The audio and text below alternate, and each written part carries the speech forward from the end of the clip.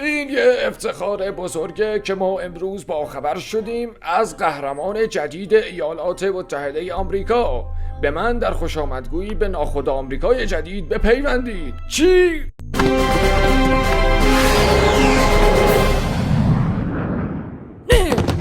من نبودم مرد، من نبودم.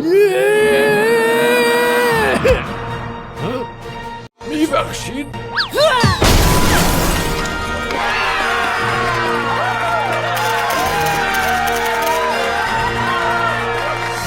خب پس تو فکر کردی یه نفر رو میتونی با سپری که مال تو نیست بکشی؟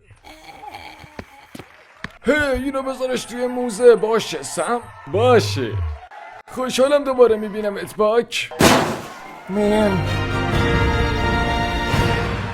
خب تا سپر رو پس گرفتی، لباس جدید داری، اون پیرمردم که دیگه رفتش بیرون